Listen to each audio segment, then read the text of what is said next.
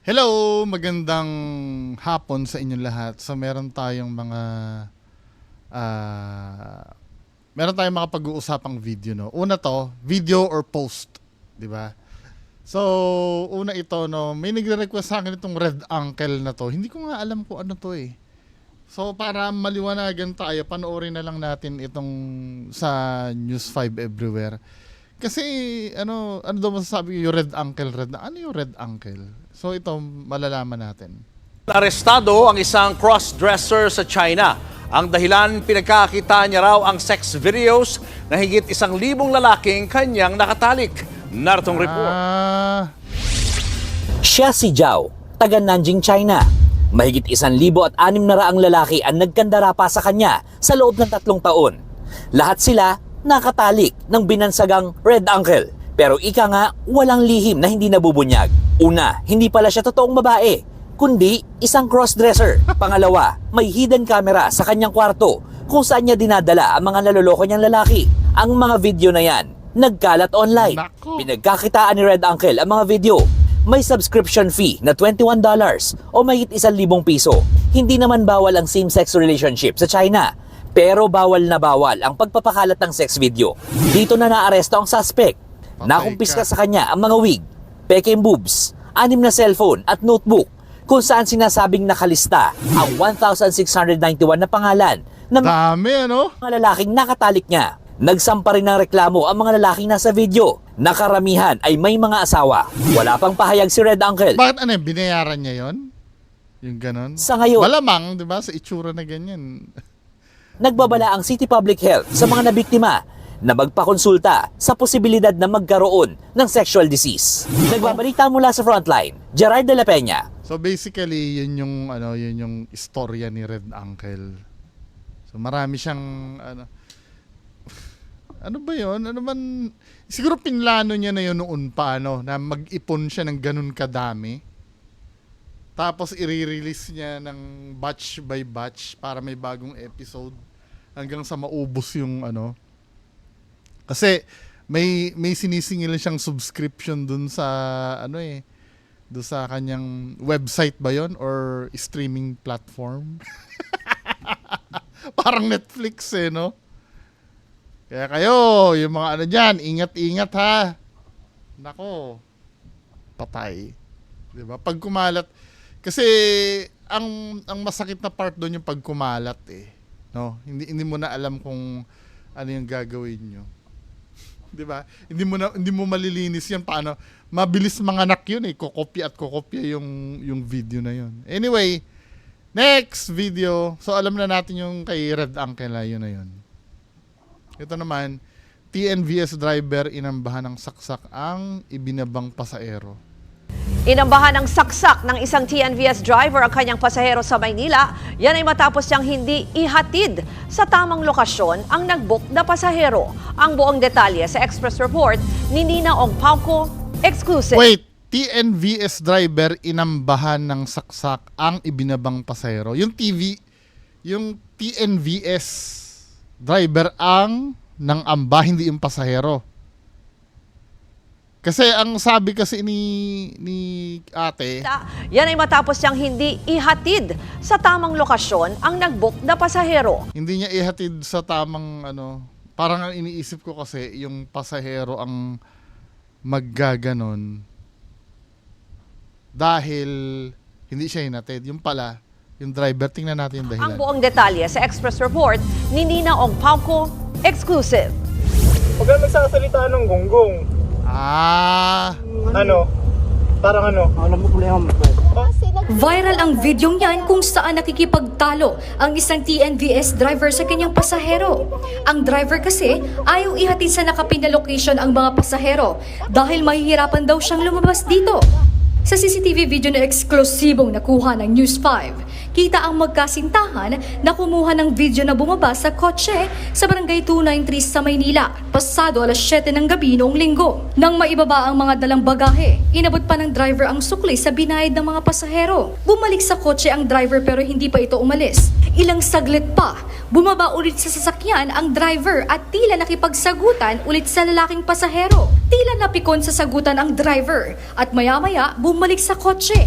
Kumuha na pala ito ng kutsilyo. Diyan niya na inambahan ng saksak ang lalaking pasahero na napaatras na lang sa takot. Napaatras sa takot. Gangster pa naman yung ano. Yung... Matapang namang pumagitna sa kanila ang kanyang girlfriend. Ginigilid ko na yung boyfriend ko. Tapos sumisigaw, tulong! Gumagano na ako kasi nasa tabi lang po kami na kalsada. May pag-uwi namin galing dito, hindi ako makatulog. Yung alam mo yung parang hindi ako safe. Yung napapraning ako, nakalakbo yung mga pinto, yung mga ganon. Kasi syempre, anuhan ka ba naman ng kutsilyo? Kwento pa ni Alas Joy, naghamon ng suntukan ng driver bago pa sila bumaba. Sabi niya sa akin, gunggong ka pala ma'am eh. Sabi niya, gunggong ka pala ma'am, bakit? Sabi niya, hindi lahat ng driver alam yan. Sabi niya, hindi rin ako taga dito, ba't ko makakabisado yan? Nakarating Kaya na nga may maps eh, di ba? mismo kay transportation. Akala ko yung nagsabi ng gunggong yung pasahero. Yung driver pala. Secretary Vince Dizon ang insidente. Merong TNVS, yung in-drive na muntik nang masaksak ba o masaktan ng isang pasahero niya, lumabas. Nakita lang namin sa TikTok, once verified within the day, ganun din ang gagawin natin dyan. Suspendido yung driver na yon. Hindi kami titigil dito. No, kahit maubos na lahat ng mga driver dyan. Kaya kung ako sa kanila, magtinutino na sila.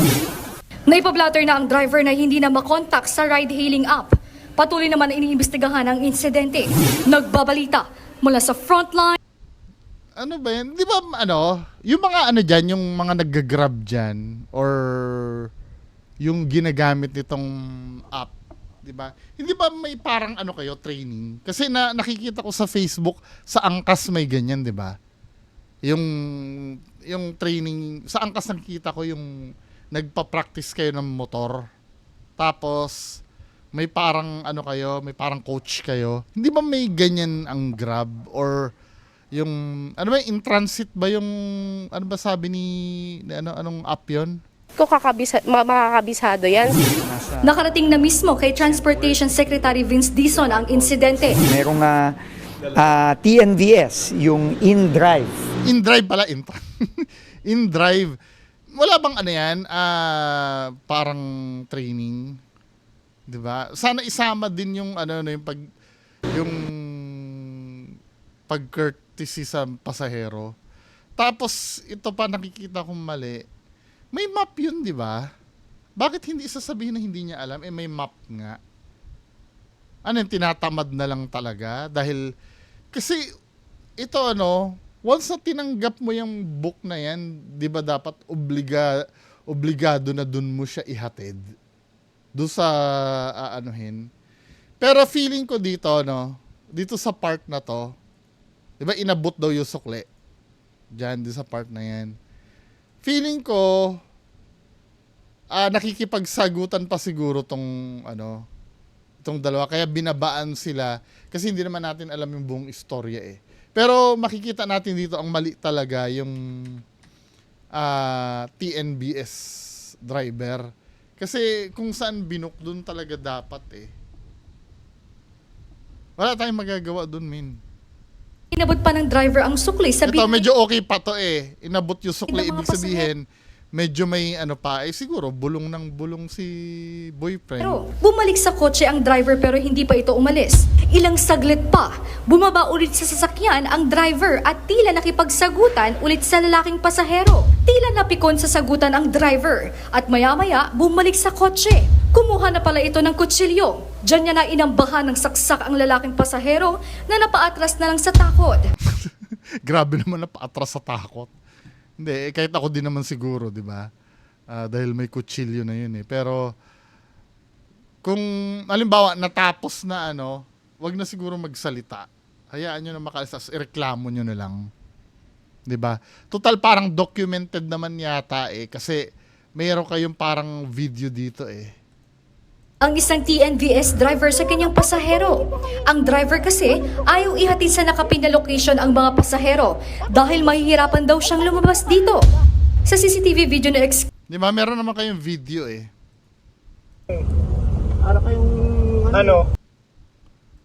Medyo hindi niya medyo matapang din yung pasahero, tinan mo. Salita ng gonggong. Parang problema mo. Viral ang videong yan kung saan Tingnan nga natin Pagtalo. yung sa Facebook. Mayroon ba niyan sa Facebook? Tingnan nga natin. Naging interesado ako dun sa TNVS viral. TNVS viral. Tingnan nga natin.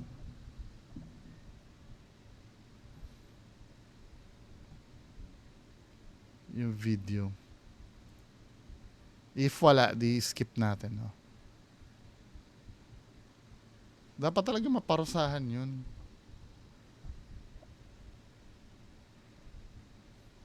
Wala eh. Anyway, proceed na lang tayo sa susunod na At pag napunta naman kayo sa sitwasyon na ganun at nagkabigayan na ng sukli, wag na magpahabol. Kahit ba naman gago din yung nasakyan nyo, di ba? Kung papakita nyo gago kayo, baka mamaya mag-clash kayo, kawawa yung si ate na kasama, di ba? Iwas na lang sa gulo. Paparusahan naman at kung documented naman yung yung pagpapababa sa inyo, di ba? Mayayari tuloy. Yari ka ngayon, di ba? Tanggal ngayon ang lisensya mo. Next, ito. Merong kumakalat ngayon na proposal si Senator Ping Lacson. Nag-file siya ng Parents Welfare Act Bill. Ito interesting itong subject na to eh. Nakalagay dito, a proposed measure that aims to make children legally responsible for supporting their elderly, sick, or financially incapable parents daw. The bill seeks to address cases where parents are neglected or left without support in their later years. So ito naging gusto ni Lacson na maging batas, magiging puwersahan na yung pagtulong ng anak sa magulang pagka tumanda na daw, naging may sakit or financially incapable. Gusto niya maging batas. 'Di ba? So ito yung sinabi ng mga bata. Nagkaroon kasi ng debate online. Sabing ganun nung iba, tuwang-tuwa mga narcissistic na magulang. One commented, reflecting a fear that measures could be exploited by parents who fail to plan for their own future needs. Oo, kahit ako tutol ako dito eh. Mahal na mahal ko ang magulang ko. Pero tutol ako na maging batas yan. Kasi, katulad ng sinabing dito, pwedeng maging ma-exploit ito eh. Pwedeng ang mangyari, bata pa lang, isasabak mo na sa trabaho yung anak mo. 'Di ba? Hindi ka na maghahanda para sa sarili mo. Kasi tanggapin natin, ang Pilipinas, ang mga Pilipino ay isa sa pinakatamad na race sa buong mundo. 'Di ba? Ilang beses na napatunayan 'yan na yung mga magulang ang gagaling mag-aanak-anak. Tapos yung mga anak ang pinapagtrabaho nila sa yung may kilala ako taga Tondo parang kaibigan ko din naman. Yung anak niya, alam mo yon, parang lagi niya sinusuga sa sa audition. Hindi siya maghanap ng trabaho. Lagi niyang inaano doon. Maganda yung yung anak niya, batang babae. May personality naman talaga. Kaya lang naaawa ako doon sa bata, yung parang lagi siyang sinusubo sa mga ganun. Na supposed to be, yung bata na yon ay nag-i-enjoy lang dapat yun sa pagkabata niya. Habang yung tatay niya dapat nagtatrabaho para sa kanya. Binoy mo, na babalitaan ko, puyat-puyat daw yung bata, idadala sa isang audition or sa isang taping na extra lang naman yung bata. Alam mo yun, yung naghahanap ng break. Ilang taon niya nang ginagawa yun. Hindi siya nahihiya doon sa anak niya na hindi makapagpahinga. Mamaya magkasakit pa yung bata eh. Sabi gano'n doon isang magulang, One parent shared their view saying, as a parent, tutol ako dito. They are not obliged. As a parent, our role is to always help our children even if may sarili na silang pamilya. Kung tutulong sila sa amin, thanks. Kung hindi, we understand they have their own family to feed. And for us parents, dapat paghandaan din ang retirement para hindi pabigat sa mga anak. Totoo ito. Ito yung sinasabi ng nanay ko. Di ba, mami? Kaya tuloy pagka nag-aabot ako sa nanay ko, alam mo yon na hindi, may ano ako may pension ako Kahit na alam kong plastic. Sorry, aawayin na naman ako niya. Tatawag na naman sa akin ng nanay ko. Tatawag na naman sa akin ng nanay ko. Alam mo yun, kahit pa paano din naman, babawi naman ako sa iyo, mami. Kahit pa paano din naman, pag ang gusto ko sa nanay ko, hindi naman sa gusto, no? Ang kinaka-proud ko naman sa nanay ko, kahit na, di ba, mag-isa na sa buhay. Sa bagay, hindi siya mag-isa ngayon dahil kasama siya ngayon ng kuya ko Yung pag magbibigay ako, hindi ko na kailangan. Di ba? Kahit alam ko na pumaplastic lang yung nanay ko, di ba? May pride pa rin ang nanay ko na hindi humingi sa akin. Kahit na may allowance na pinapadala ako. Yung mga extra ba? Siguro nahihiya din ang nanay ko sa akin. Pero ano yun yung pagtulong kasi sa magulang mo, hindi na kailangan ng batas yun. Automatic na yun. Di ba? Automatic na yun. Inutil tong batas na to sa totoo lang. Tuturuan lang nito yung mga magulang na anak ng anak na na maging abusado. 'Di ba? Kasi nawawala na rin ang spirit ng pagiging magulang Kadalasan, maybe kayo okay yung mga magulang nyo. Pero you can't deny the fact sa Pilipinas, may mga magulang talagang tamad. Na yung mga anak nila yung pinapapuyat nila. Hindi ko alam kung bakit ganon. Yan ang swerte ko sa mga magulang ko na hindi sila ganon. Kahit na may kanya-kanya na kaming buhay, 'di ba? Nagpipilit pa rin ang nanay ko na magtinda, 'di ba? Pag nabuburyong siya sa bahay, kahit na meron siyang pension, I mean, alam mo 'yon, hindi siya pabigat. 'Di ba?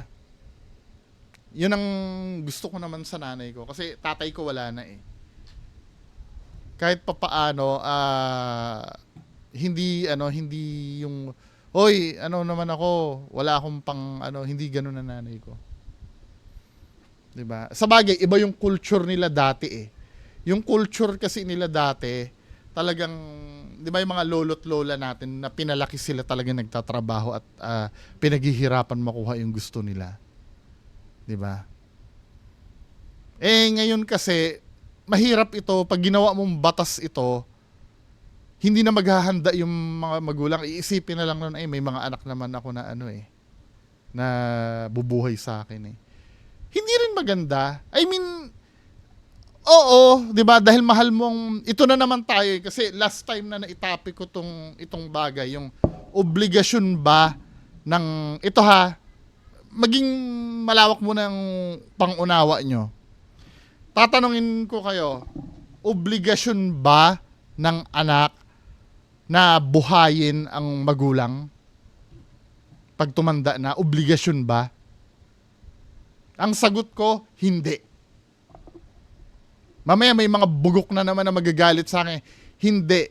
Pero as anak, automatic na sa'yo yun Hindi mo na kailangang obligahin pa.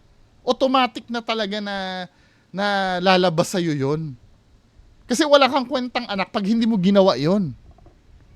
Sana naiintindihan nyo yung sinasabi ko, When you say obligasyon mo, kahit ayaw mo sa sarili mo, gagawin mo talaga. Pero dapat tayo mga anak, automatic na yan. Hindi na tayo dapat obligahin pa.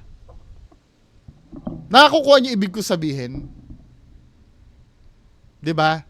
Kasi sa ngayon, wala pa sa batas ito Hindi natin obligasyon na buhayin ng anak natin. However, automatic na dapat sa atin 'yan.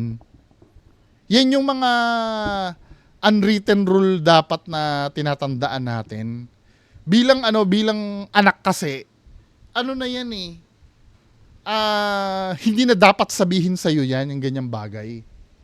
Pero kung tatanungin, obligado ka bang gawin yun? Hindi. Di ba? Pero bilang anak, automatic na dapat sa'yo yun. Naiintindihan nyo ba ibig ko sabihin?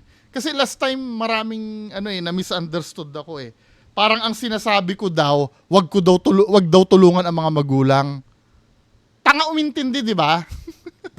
Wala akong sinasabi wag yung tulungan ang magulang nyo. Sinasabi ko lang na hindi kayo obligado. Pero dahil anak kayo at mahal nyo ang magulang nyo, automatic na sa inyong lalabas yan. Di ba? Parang ganito yan, obligado ba na sumikat ang araw? Kailangan bang obligahin mo ang araw na sumikat?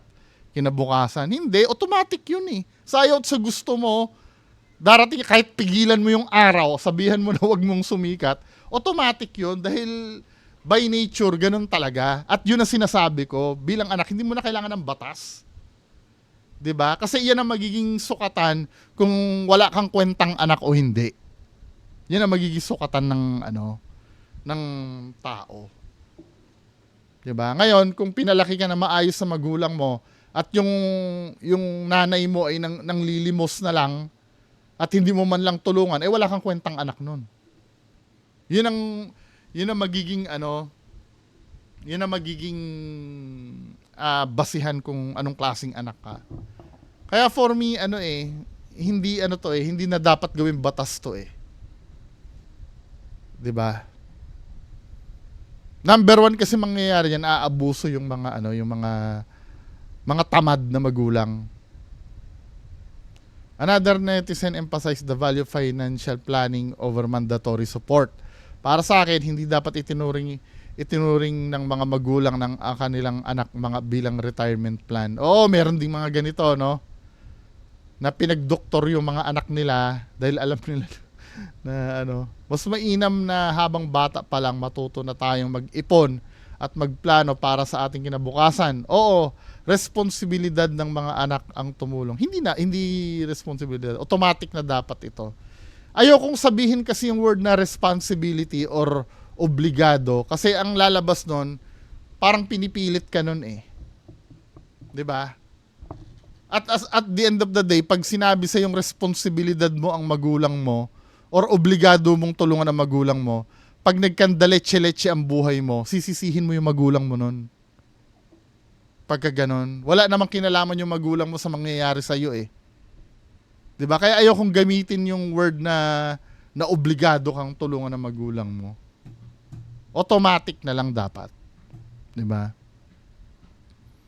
Pero hindi ito dapat iasa or iobliga lang sa batas. Mas maganda kung kusang loob itong correct. Tama. Bunga ng pagmamahal at malasakit, hindi dahil sa takot na makasuhan. Ito yung pilit kong pinapaunawa dati na maraming hindi nakaintindi sa akin. Pangit naman yung tutulungan mo lang yung magulang mo dahil takot kang makasuhan, 'di ba? Ang tunay na solusyon ay edukasyon sa tamang financial literacy at maagang paghahanda para sa pagtanda. While the bill's goal is to strengthen support for aging parents, many believe genuine care should come freely from love and responsibility, not solely from a legal obligation. 'Di ba? Mas maganda yung ganun. Ang maganda niyan, paigtingin nyo na lang yung ayuda ng gobyerno para lang sa mga matatanda. Yung mga hindi na talaga able, yung mga talagang uugod-ugod na, yun.